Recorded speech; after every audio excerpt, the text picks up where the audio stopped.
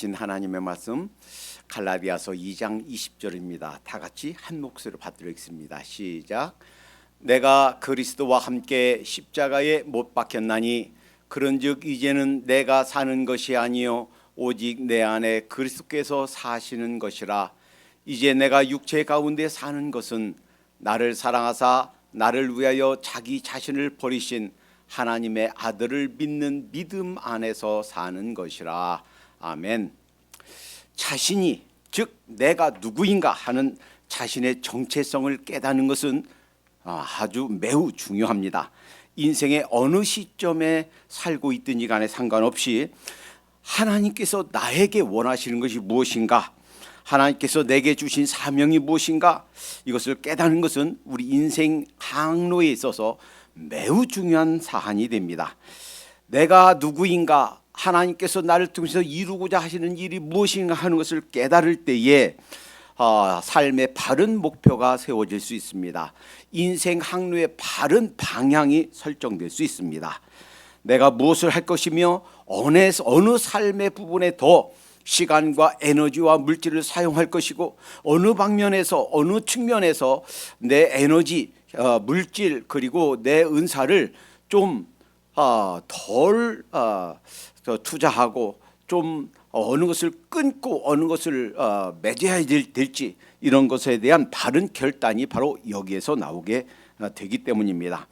이 세상 살면서 가장 무의미하고 불행한 삶을 사는 사람은 내가 누구인지 내가 무엇을 하면서 살아야 되는지 알지 못하고 그저 물결 치는 대로 바람 부는 대로 그냥 뜻없이 의미 없이 살아가는 것이다 라는 거예요. 이런 사람들은 마음과 또 육체가 원하는 대로 살아서 본질상 하나님의 진노의 자녀와 같이 살아가고 있다라고 할 수 있는 것입니다. 우리의 자아 정체성, 그리스도 예수 안에서 우리의 자아 정체성은 바로 이것입니다. 나는 죽었다. 나란 인간, 나라는 사람, 나란 존재는 이미 죽었다라는 것입니다. 언제요? 2000년 전에 예수 그리스도께서 십자가에서 돌아가실 때 나도 죽었다라는 것입니다. 어떻게 그렇게 가능합니까? 나는 2000년 전에 있지도 않았는데요. 2000년 전에 내가 죽었다니요? 나는 지금 태어난 지 100년도 안 되는데요. 그것이 어떻게 가능한가요? 믿음으로 가능합니다. 2000년 전에 예수님께서 돌아가셨다는 사실, 그와 함께 나도 예수님과 연합해서 죽었다. 이것은 믿음으로 가능하다라는 거예요. 우리가 예수님을 믿으면서 믿음을 고백하고 침례를 받는 것은 예수님께서 돌아가실 뿐만 아니라 나도 그 예수님과 연합해서 십자가에서 죽었다라는 믿음을 고백하는 것인 줄 믿습니다. 그래서 로마서 6장 4절에 이렇게 말씀하십니다. 그러므로 그리스도 예수와 합하여 침례를 받은 우리는 그의 죽으심과 합하여 침례받은 줄을 알지 못하느뇨. 그러니까 예수님께서 여러분과 저를 위해서 돌아가실 때 나도 그 예수님과 연합해서 죽었습니다 라고 하는 믿음을 고백하는 것, 이것이 침례다라는 거예요. 한번 소리내서 우리의 자아 정체성을 선포해 보십시다. 나는 죽었다. 다시 한번 큰 소리 따라해 보겠습니다. 나는 죽었다. 우리는 죽은 줄로 믿습니다. 많은 경우 처음 예수님을 믿기 시작하면서 믿음에 대해서 그 예수님을 받아들인다 하는 것에 대해서 너무 쉽게 너무 단순하게 생각합니다. 그저 심각한 고민과 결단이 없이 그저 예수님 십자가에서 돌아가신 것이 나를 위해 돌아가셨어 하는 사실을 그냥 인정하고 입으로 주님 믿습니다, 영접합니다, 그냥 고백하면, 영접하면, 영접기도 한번 하면 그것으로 모든 것이 다 끝난 것처럼 그렇게 생각하는, 너무 믿음을 단순화시켜서 믿는 경향이 있습니다. 심지어 복음을 전하면서 어느 선을 그어놓고 영접기도만 하세요, 영접기도만 따라하면 됩니다, 그리고 영접기도 따르면 이제 형제는 혹은 자매는 구원받았습니다, 하나님의 아들 혹은 딸이 되었습니다 라고 선언해주고 그것으로 마치 모든 것이 다 끝난 것처럼 그렇게 믿음을 단순화시켜서 너무 쉽게 전하는 경향이 있습니다. 그리고 나서 영접기도 하고 나서 이제 다음 주에 기도한 것처럼 예수 믿으려고 교회 나오려고 하면 어려워집니다. 누군가가 강력하게 이끌어 주어서 교회에 출석하도록 그렇게 이끌어 주는 사람이 없다면 이제 발길이 교회로 나와야 되는데 발길이 떨어지지 않습니다. 그 모든 것들이 아주 무겁게 느껴집니다. 예배 참석해야 되죠. 기도회 참석해야 되죠. 또 거기에 봉사해야 되죠. 친교해야 되죠. 전도하는 데 참석해야 되죠. 이런 모든 것들이 너무 큰 짐으로 내가 감당하기 어려운, 실천하기 어려운, 거의 불가능에 가까운 그런 짐으로 여겨지게 됩니다. 참된 믿음이란 우리 자신의 죄에 대한 깨달음, 통회하는 마음, 그리고 그 죄를 예수님이 나를 대신하여 값을 치루어 주셨다 하는 감격하는 마음, 감사가 동반되게 되어 있습니다. 만약에 이 감격이 있다면 그 큰 은혜를 받았다, 나의 모든 죄가 용서되었다, 내가 하나님의 아들이 되었다, 딸이 되었다, 이것이 너무 큰 은혜다라는 것이 깨달아진다면 사실은 교회에 나오는데 아무것도 짐이 되지 않습니다. 아무것도 그 장애가 되지 않습니다. 그저 내가 지금까지 교회 한 번도 안 나갔다 할지라도 교회에 가면 거기에 만나면 좀 이렇게 그 낯뜨거워지는 어떤 사람이 있다 할지라도 그 어떤 것도 장애물이 될 수가 없는 줄로 믿습니다. 많은 경우에 이렇게 심각한 주님과의 관계가 맺어지지 않은 상태로 교회에 또는 신앙생활을 하려고 하면 참 모든 것들이 어려워집니다. 그래서 어떤 사람들은 이 사실을 이렇게 비유해서 설명합니다. 여러분, 기차 어렸을 때 노래 불렸죠. 기차는 길어. 그래서 처음 제가 미국에 와서 놀란 것은 기차를 보면서 한국에는 그렇게 큰 긴 기차가 별로 못 봤어요. 미국에서는 기차가 얼마나 긴지, 한 번 지나가는 기차를 만나면 보통 평균 한 5분에서 10분은 기다려야 돼요. 참 기다려야 그 기차가 지나가요. 얼마나 긴지. 자, 한번 생각해 보세요. 그 기차, 긴 기차, 거기에 온갖 화물을 다 실었습니다. 가끔 거기에 현대 이렇게 써 있는 것도 봤어요. 한진 써 있는 것도 봤어요. 그 긴 기차를 끄는 것은 맨 앞에 있는 기관차입니다.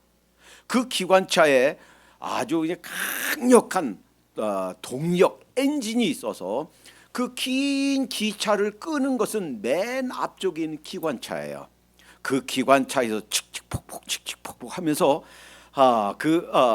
에너지가 발생되어야 그것이 동력이 전달되어서 그 긴 기차, 많은 화물을 실은 그 기차를 이끌고 가게 됩니다. 한번 생각해 보세요. 반대로 이 기관차가 아니라 이 객차가 기관차를 끌려고 해보세요. 되겠습니까? 안 되죠. 옛날 시골에서 구름마를 타보신 분이 있을 거예요. 구름마 뭐가 끌어요? 소가 끌죠. 그 소에다가 탁 구름마 바퀴에서 딱 어깨에 이렇게 딱 지어야 소가 구름마를 끌고 가지요. 반대로 구름마가 소를 끌려고 해보세요. 되나요? 안 돼요. 한 발짝도 움직일 수가 없습니다. 마찬가지예요. 그리스도인의 삶, 크리스찬의 참된 바른 삶, 정상적인 크리스찬의 삶은 마치 기관차가 객차를 끄는 것처럼, 소가 구루마를 끄는 것처럼 그리스도께서, 예수님이 우리 인생에 들어오셔서 예수님이 끌고 가는 삶이란 말이에요. 그것이 없다면, 주님을 우리 마음에, 우리 인생의 중심에 모시고 주님께서 주시는 힘이 아니면 사실은 크리스찬의 삶은, 참된 크리스찬의 삶은 불가능하다 하는 거예요. 자동차가, 우리는 매일 자동차 없이는 우리가 살 수 없습니다. 자동차 바퀴를 보세요. 자동차 바퀴가 바퀴와 그 땅과 계속 마찰하면서 굴러갑니다. 그런데 이 자동차 바퀴가 굴러가는 힘은 어디서 오는가? 바퀴 자체에 있지 않아요. 바퀴 가운데 있는 축이에요. 축이 엔진에서 오는 힘, 동력을 전달받아서 그 힘으로 바퀴가 돌아가게 되어 있습니다. 우리 크리스찬의 삶이 그거 다 하는 거예요. 우리 마음속에, 우리 인생 속에 중심축에, 우리 인생의 가장 중요한 그 깊은 곳에 계신 그리스도 예수님께서 주시는 힘으로 우리는 그 하루하루 승리하는 크리스찬의 삶을 살 수 있게 되는 줄로 믿습니다. 그래서 요한복음 15장 5절에 이렇게 말씀하셨습니다. 나는 포도나무여 너희는 가지니 저가 내 안에 내가 저 안에 있으면 이 사람은 과실을 많이 맺나니 나를 떠나서는 너희가 아무것도 할 수 없음이니라. 만약에 그 예수님께서 주신 은혜, 예수님이 내 안에 살아계셔서 예수님께서 주신 은혜가 너무 감사해서 하는 헌신과 봉사라면 아무리 힘들고 아무리 고달퍼도 늘 기쁨과 감사로 하게 됩니다. 만약에 그게 아니라면 혹시 누가 나를 알아주지 않나, 누가 나를 칭찬해 주지 않나 하는 이러한 자기의의를 세우기 위해서 하는 봉사라면 그것이 아무리 훌륭하고 아름다운 봉사랄지라도 오래가지 못할 겁니다. 그 봉사는 오래지 않아. 누가 칭찬을 안 해주면 낙심하게 됩니다. 누가 알아주지 않으면, 인정해 주지 않으면 실망하게 됩니다. 그 헌신과 봉사는 멀지 않아 불평과 또 불만으로, 원망으로 바뀌게 될 것입니다. 오늘 본문에 내가 그리스도와 함께 십자가에 못 박혔나니 하셨어요. 이것이 크리스찬의 첫걸음입니다. 크리스찬 삶, 우리 신앙생활하는 기독교 믿음의 첫 단계, 첫걸음은 바로 예수님이 나를 위해서 돌아가셨다 하는과 동시에 또 나도 그 예수님과 함께 십자가에 못 박혀 죽었다라는 사실이에요. 왜 예수님이 십자가에서 돌아가셔야만 됐습니까? 창세기 3장 15절에 내가 너로 여자와 원수가 되게 하고 내 후손도 여자의 후손과 원수가 되게 하리니 여자의 후손은 네 머리를 상하게 할 것이요 너는 그 발꿈치를 상하게 할 것이니라 라는 언약에서 시작되었습니다. 이 언약은 우리 모든 인간, 역사상 살았던 모든 사람들, 어느 나라, 어느 시대, 어느 민족, 어느 언어, 누구에게나 사람이라면 이 세상에 존재했던 모든 사람, 지금 살고 있는 모든 사람, 앞으로 태어나서 살게 될 모든 사람을 위한 약속이었습니다. 뿐만 아니라 아브라함에게 주셨던 약속, 너를 축복하는 자에겐 내가 복을 내리고 너를 저주하는 자에겐 내가 저주하리니 땅의 모든 족속이 너로 말미암아 복을 얻을 것이니라 하신 창세기 12장 3절의 약속은 단지 아브라함 개인에게 주신 약속이 아닙니다. 그리고 직접적인 아브라함의 후손 이스라엘 사람에게만 주신 약속도 아닙니다. 모든 족속이라고 그랬어요. 이 말은 모든 인간, 하나님께서 복을 주실, 하나님께서 우리 인간을 구원하실 모든 인간을, 모든 사람들을 포함한 언약인 줄로 믿습니다. 주님께서 이 약속을, 하나님께서 주신 이 약속을 이제 구체적으로 실천에 옮기시기 위해서 한 사람 모세를 부르십니다. 그리고 그 모세에게 출애굽기 19장에서 이렇게 말씀하십니다. 세계가 다 내게 속하였나니 너희가 내 말을 잘 듣고 내 언약을 지키면 너희 모든 민족 중에서 내 소유가 되겠고 너희가 내게 대하여 제사장 나라가 될 것이며 거룩한 백성이 되리라. 이 약속은, 이 언약은 이스라엘 민족에게만 주신 약속이 아닙니다.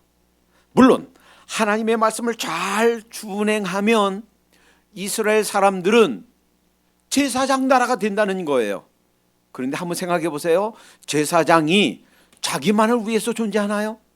제사장은 백성들의 죄를 대신 하나님 앞에 가지고 나가는 대표자예요. 제사장은 자기만을 위해서 있지 않고 백성들을 위해서 있는 거예요. 제사장 나라가 된다, 이스라엘이 제사장 나라가 된다는 것은 이스라엘 민족만이 아니라 이스라엘 민족이 아닌 이방인들, 즉 모든 세계 모든 나라를 위한 것인 줄로 믿습니다. 그러니까 모세를 통해서 하나님께서 이스라엘 나라를 만들어 주신 것은 이제 이스라엘 민족만이 아니라 전 세계 모든 사람들을 구원하시기 위한 하나님의 손길인 줄로 믿습니다. 인류 구원을 위해서 하나님이 하신 일에 예표로 주신 것이 출애굽기 12장의 유월절 사건입니다. 유월절 사건을 하나님께서 제정하셨어요. 그리고 출애굽기 12장 6절에서 8절까지 이렇게 말씀하십니다. 해질 때에 이스라엘 회중이 그 양을 잡고 그 피를 양을 먹을 집 좌우 문설주와 인방에 바르고 그 밤에 그 고기를 불에 구워 무교병과 쓴나물과 아울러 먹되.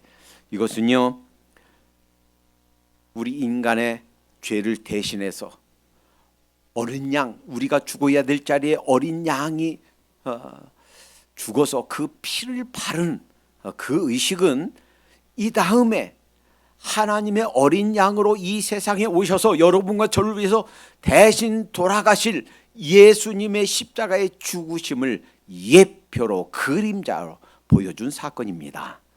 뿐만 아니라 하나님께서는 특별히 명령하셨습니다. 지금부터 출애굽기 12장 지금부터 이스라엘 민족의 가장 큰 명절로 지켜라.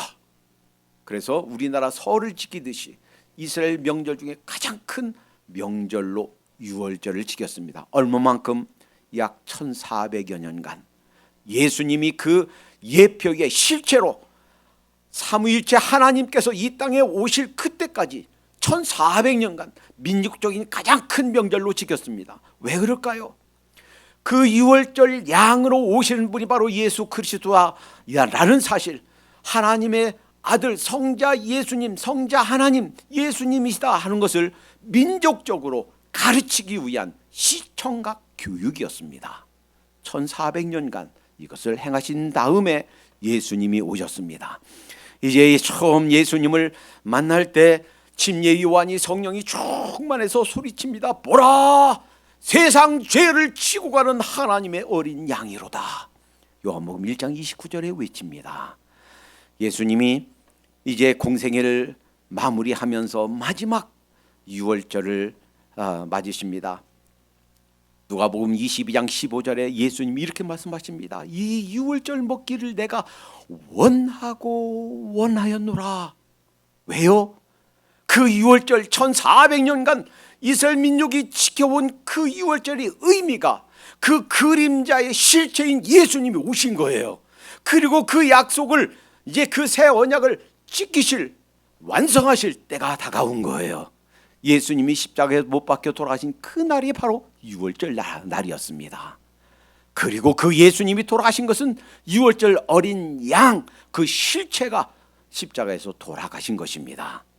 이제 예수님께서 돌아가시면서 마지막 만찬을 하시면서 말씀하십니다.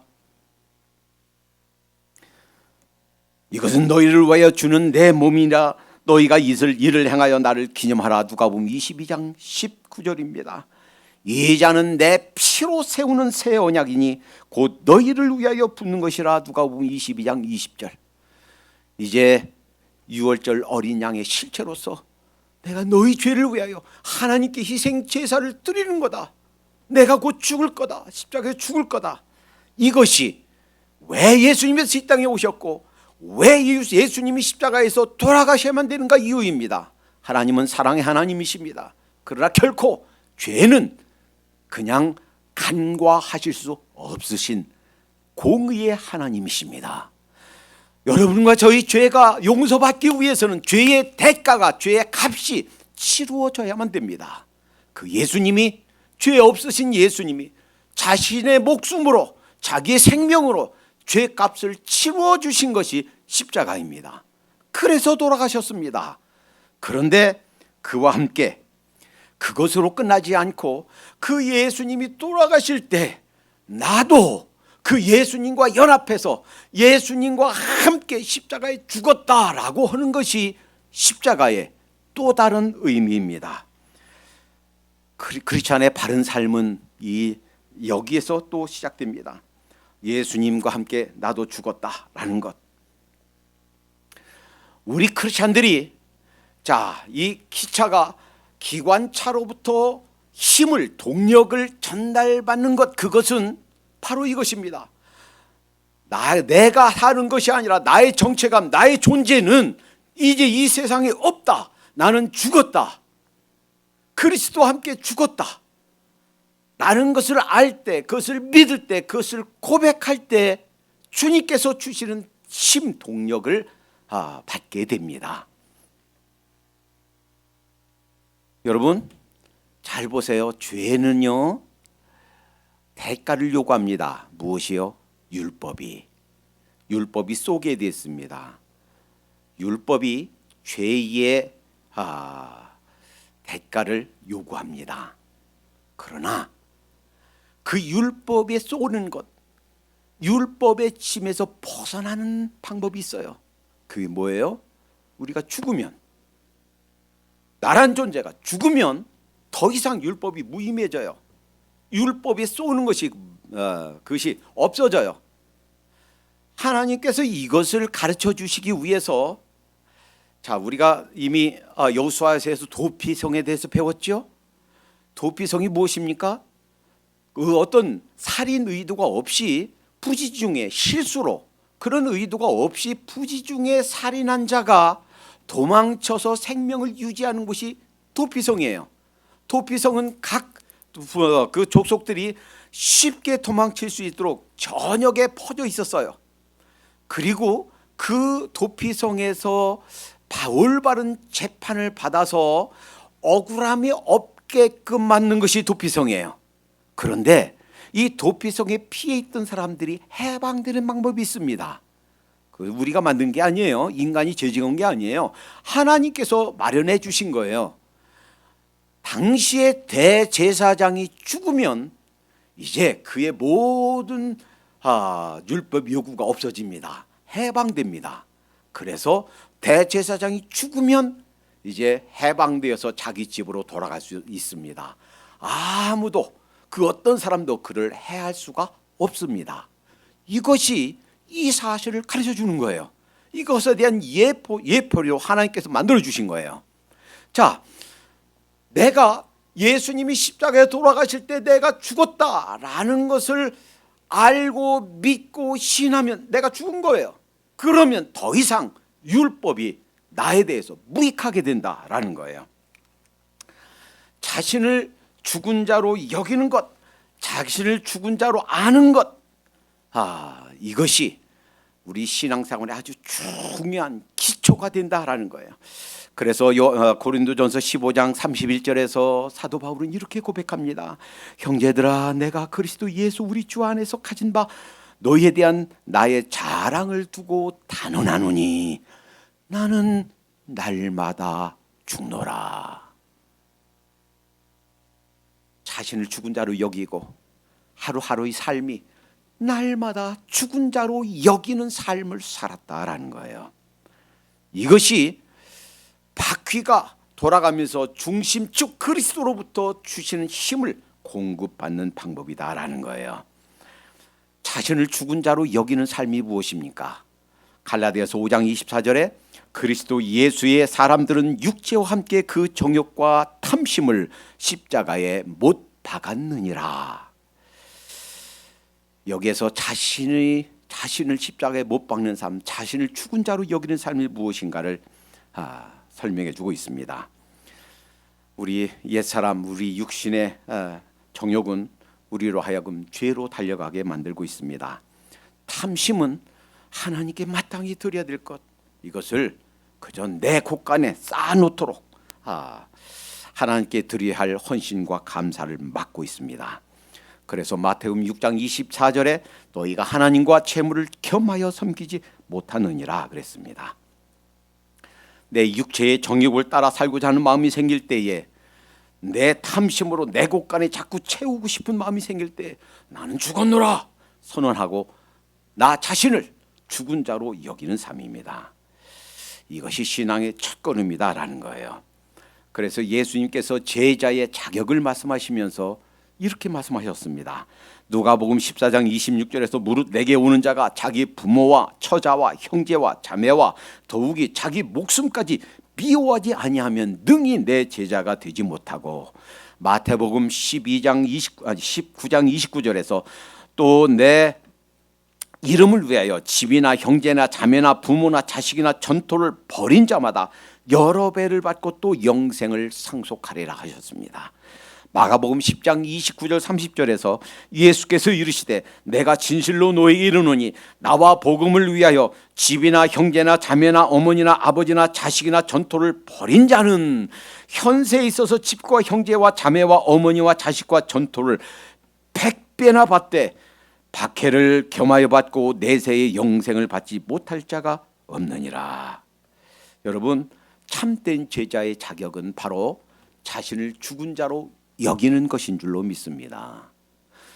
아직 나는 내가 죽은 자로 여기지 못하고 살고 있습니다 라고 하면, 이렇게 생각하면 나는 참된 그리스도의 제자가 아직 못 되겠구나 하는 거예요. 나를 포기하는 것입니다. 나를 죽은 자로 여기는 삶, 죽은 자는 말이 없어요. 걷어차도 별스런 욕을 해도 아무런 반응이 없어요. 그러니까 나를 죽은 자로 여긴다는 것은 나에게 해를 끼치고 내 감정을 상하게 하는 어떤 말을 들었어도 반응하지 않는 거예요. 왜? 난 죽은 자니까.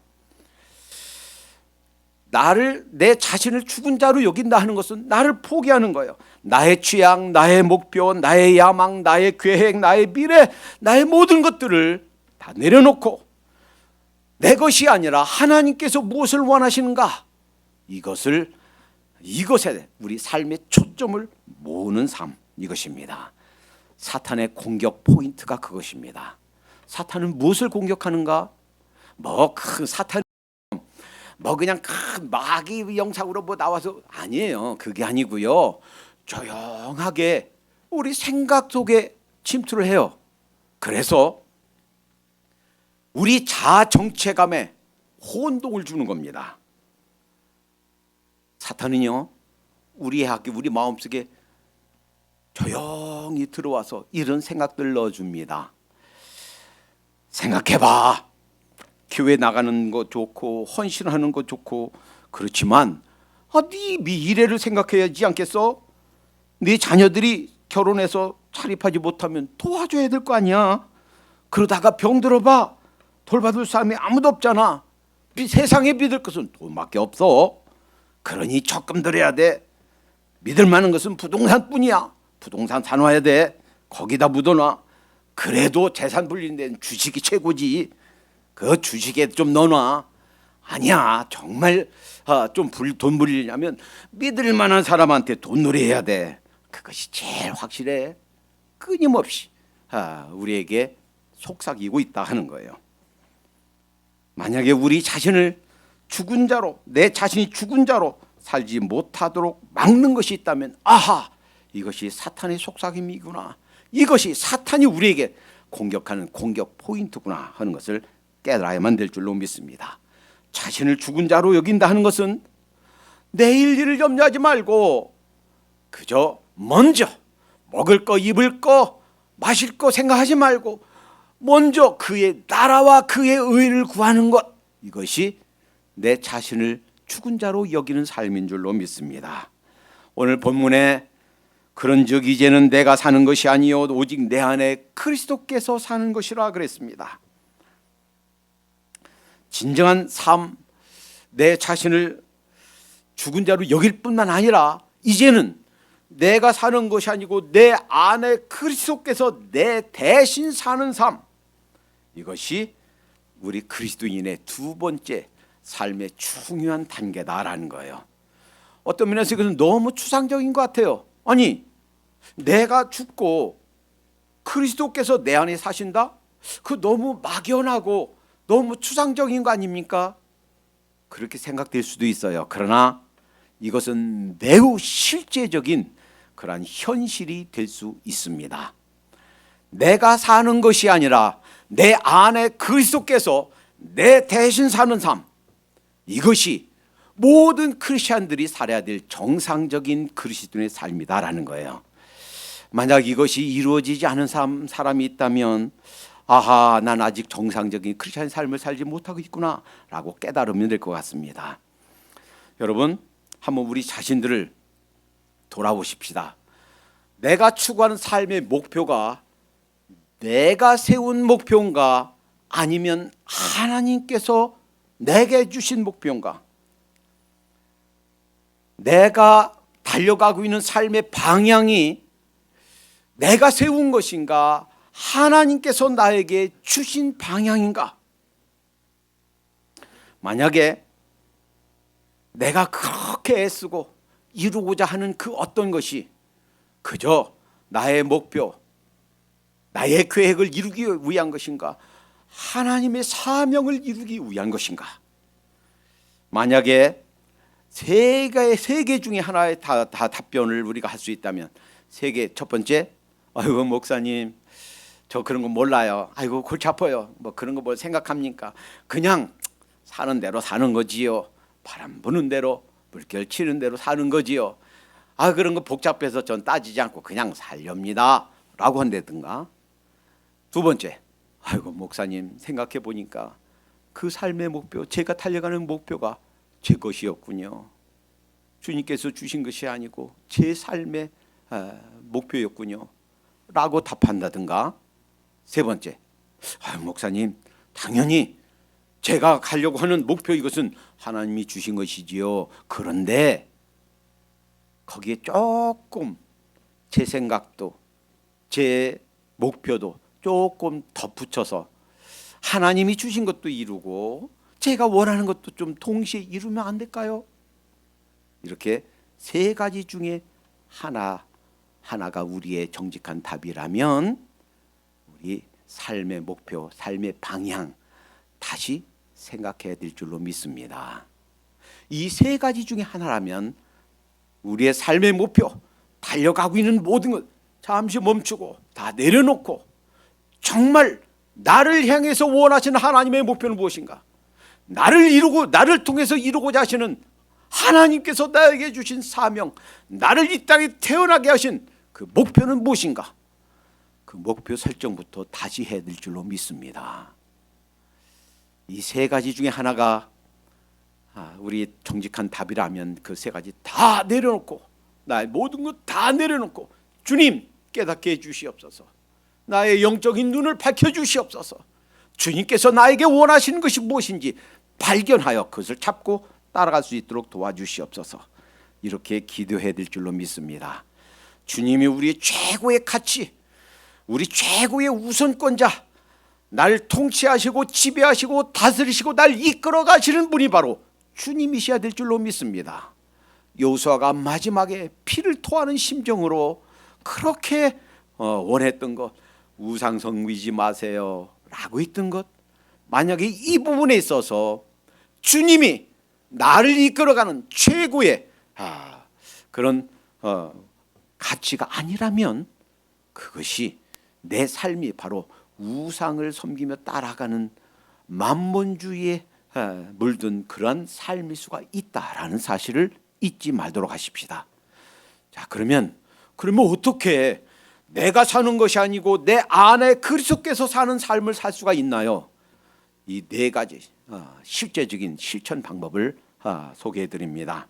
첫 번째, 우리 입으로 주님이 예수 그리스도께서 내 인생의 주인이심을 고백하도록, 시인하도록 하십시다. 귀에 있을 때마다 아침에 일어나서 저녁에 잠들면서 또는 기도하는 일이 있을 때마다 수시로 하나님과 사람들과 내 자신 앞에 나는 죽었고 내 안에 그리스도께서 사는 삶을 지금 제가 살고 있습니다 라고 입으로 시인하십시다. 로마서 10장 9절 10절에 내가 만일 네 입으로 예수를 주로 시인하며 또 하나님께서 그를 죽은 자 가운데서 살리신 것을 내 마음에 믿으면 구원을 받으리라. 사람이 마음으로 믿어 의에 이르고 입으로 시인하여 구원에 이르느니라 그랬어요. 그러니까 수시로 고백할 수 있는 기회가 있을 때마다 주님, 저는 죽었습니다. 제 인생은 이제 제 안에 계신 그리스도께서 사는 삶입니다. 늘 그분이 우리 주님이심을 시인하고 고백하도록 하십시다. 한번 따라해 보십시다. 저는 죽었습니다. 예수님이 저 대신 사는 삶입니다. 자, 두 번째, 우리 삶의 구석구석에 그분을 초청하도록 하십시다. 요한계시록 3장 20절에 볼지어다 내가 문 밖에 서서 두드리노니 누구든지 내 음성을 듣고 문을 열면 내가 그에게로 들어가 그로 더불어 먹고 그는 나로 더불어 먹으리라 하셨습니다. 하루 일과뿐만 아니라 크고 작은 모든 대소사 결정하는 일, 모든 일터와 모든 삶의 장소에 할 수 있는 모든 시간마다 그분의 임재를 초청하고 그분의 손길을 초청하고 그분께서 내 대신 살도록, 내 대신 결정하도록 그렇게 초청하도록 하십시다. 일터에서뿐만 아니라 마트에서도, 자녀 교육에서도, 무심코 마주치는 모든 사람들과의 관계 속에서도 그분께서 임재하시도록 초청하십시다. 세 번째, 모든 일의 결정권을 그 주님께 내어드리도록 하십시다. 인생 행로에서 어디로 가야 될지, 내가 생각지도 못한, 예상치 못한 수입이 생겼을 때 어디에 써야 될지, 그냥 생각지도 않고 기도도 않고 물어보지도 않고 무조건 적금에 내 곳간에 쌓아두는 것이 아니라 주님께서 무엇을 원하시나요? 내가 만나면 좀 탐탁지 않은 어떤 사람들에게 선의를 베풀어야 되는 그런 생각이, 그런 경우가 닥쳐왔을 때 내가 여유가 있어서 좀 시간을 어떻게 보낼까 망설여질 때 어떤 일의 결정권, 의사결정의 권리를 내가 아니라 내 마음대로 결정한 것이 아니라 일단 그분께 여쭤보고 주님께서 무엇을 원하시는지 그분께 의사결정권을 드리는 것입니다. 우리가 사무엘서와 열왕기를 읽으면서 특별히 다윗의 그 삶을 보면서 늘 주님께 여쭤봤던 것을 봅니다. 하나님 어떻게 할까요? 올라갈까요? 말까요? 하나님 치러 갈까요? 말까요? 하나님께서 지시하신 대로 하나님께 결정권을 드려서 그분께서 하나님께서 결정을 하셔서 따라간 삶에는 결코 실패가 없습니다. 그분께서 무엇을 원하시는지 그렇게 여쭤보도록 하십시다. 넷째, 우리 삶의 목표나 방법을 내가 원하는 것이 아니라 하나님께서 원하시는 것으로 리플레이스, 대치하도록 하십시다. 지금까지 내가 원하는 길로 달려가려고 했던 것이 내 삶이었다면 그거 내려놓고 하나님께서 나를 통해서 이루고자 하신 일이 무엇인가? 하나님께서 나를 이 땅에 보내시고 나를 통해서만, 다른 사람이 이룰 수 없는 나를 통해서만 이루고자 하시는 하나님의 원하시는 것이 무엇인가? 이것으로 삶의 목표와 디렉션을 바꾸는 거예요. 마치 우리는 이렇게 삽니다. 삶의 목표를 하나님께 여쭤보지도 않고 내가 목표를 세워요. 그리고 기도는 하나님 이 목표를 이루게 도와주세요. 그리고 그 기도는 마치 어린 아이가 엄마가 사주지 않으려고 하는 이빨 썩게 되는 그 사탕, 사주세요, 사주세요, 엄마 사주세요. 마치 떼쓰는 어린 아이와 같을 수가 있다는 사실입니다. 만약에 그렇다면 우리는 삶이 아라비안 나이트에 있는 그 요술 램프에 나오는 요정 지니처럼 내가 명령하면 닭고기를 가져라면 슉 날라와서 닭고기 탁 갖다 주고 좋은 아파트 갖고 와라 그러면 좋은 아파트를 탁 날라다 주는, 내 원하는 대로 내 소원을 들어주는 요술 램프의 지니와 같은 분으로 하나님을 만들어 버릴 수가 있다라는 거예요. 심각한 얘기입니다. 참된 그리스도인의 삶을 살지 않고 있는 바로 나의 삶이 바로 그와 같을 수 있다는 거예요. 그래서 그 삶의 목표, 그 삶의 방향이 내 목표가 아니라 하나님께서 지시하시는 삶의 목표 방향이어야만 된다라는 거예요. 그래서 오늘 본문 후반절에 이렇게 말씀하십니다. 이제 내가 육체 가운데 사는 것은 나를 사랑하사 나를 위하여 자기 몸을 버리신 하나님의 아들을 믿는 믿음 안에서 사는 것이라. 이제 우리의 모든 삶이 그 목표부터 방향부터 그 방법부터 모든 삶의 구석구석이 내가 사는 것이 아니라 그리스도께서 사시는 그런 삶이 되도록 하십시다. 이렇게 살았던 한 사람이 있었습니다. 그 사람의 이름은 니콜라스 루드비히 진젠도르프 백작은 1700년 5월 26일 날 태어났습니다. 1600년도에 1517년에 루터의 종교개혁이 있었고, 그리고 좀 후에 캘빈의 종교개혁이 있었죠.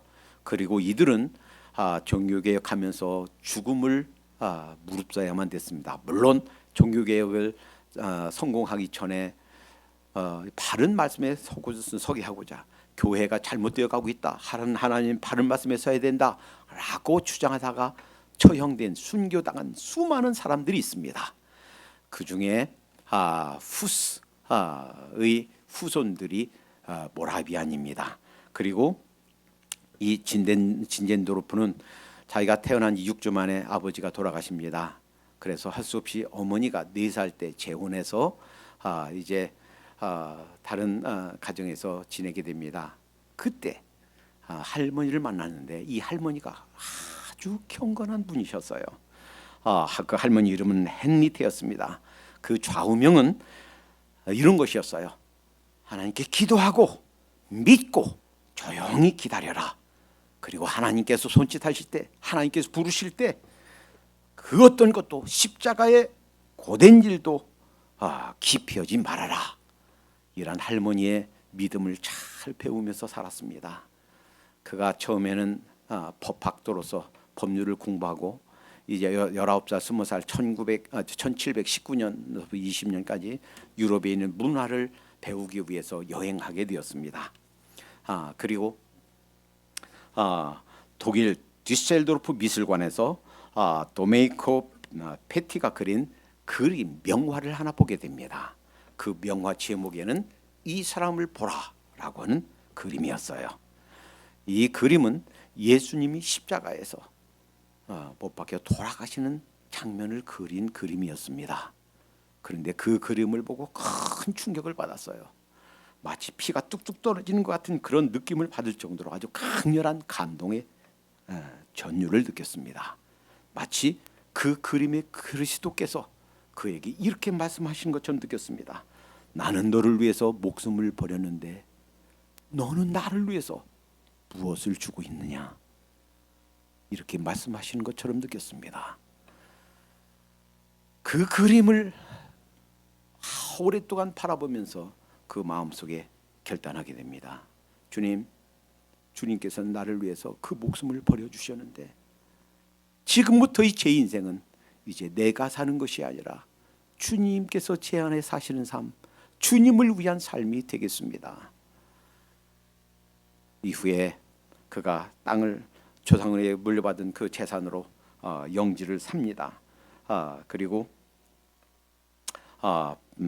베르델스도르프라는 영지 땅을 사서 종교 때문에, 바른 신앙에 대한 그 열망 때문에 핍박을, 그 죽음을 피해서 피난온 사람들에게 자기들 마음껏 그 땅을 경작하며 살 수 있도록 허락해 줍니다. 약 300여 명의 사람들이 거기에 와서 살게 되었습니다. 대부분은 모라비안 교도들이었습니다. 그들의 지도자가 됩니다. 그리고 감리교의 창시자인 찰스 웨슬레, 요한 웨슬레에게 큰 영향을 줍니다. 찰스 웨슬레는 미국의 선교지로 그 우리 조지아의 사바나에 오는 그 뱃속에서, 풍랑 속에서도 이 모라비안들이 잠잠하게, 돛대가 부러지고 배가 막 물에 잠겨가는데도 다른 사람, 모든 사람들이 두려워서 소리 지르고 그 두려워 떨 때도 이 모라비안들이 잠잠하게 찬송하고 그 기뻐하는 모습을 보면서 큰 감동을 받습니다.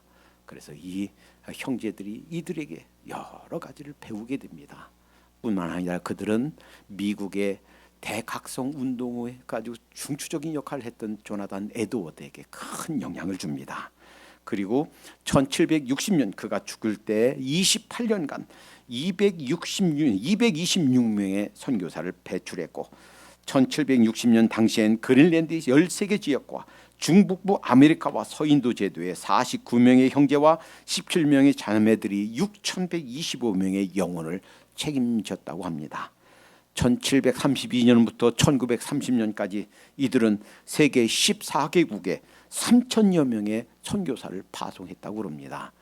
한 사람이 내가 죽고 그리스도께서 내 안에 사시는 삶을 살았더니 이러한 아름다운 열매를 맺혔습니다. 예수님께서 말씀해 주셨습니다. 한 알의 미랄이 땅에 떨어져 죽으면 많은 열매를 맺지만 죽지 않으면 한 알 그대로 있느니라. 여러분, 우리는 참된 그리스도의 삶을 살도록 하십시다. 예수님과 함께 우리 자신이 죽었음을 믿고 신하고 죽은 자로 여기며 살도록 하십시다. 내 욕심, 내 정욕대로, 내 탐심대로 따라 살지 않고 나를 죽은 자로 여기고 이제부터는 내 안에 그리스도께서 사시는 삶을 살도록 하십시다. 기도합니다. 사랑해 주님 감사합니다. 주님께서 십자가에서 돌아가실 때 저희 자신들도 죽었음을 고백합니다. 이후로부터의 삶은 우리 자신을 죽은 자로 여기는 삶이 되게 해 주시옵소서. 그 모든 탐심도, 그 모든 청욕도, 그 모든 우리들의 모든 것들을 내려놓고 포기하고 주님께서 원하시는 삶을 살 수 있도록 인도해 주시옵소서.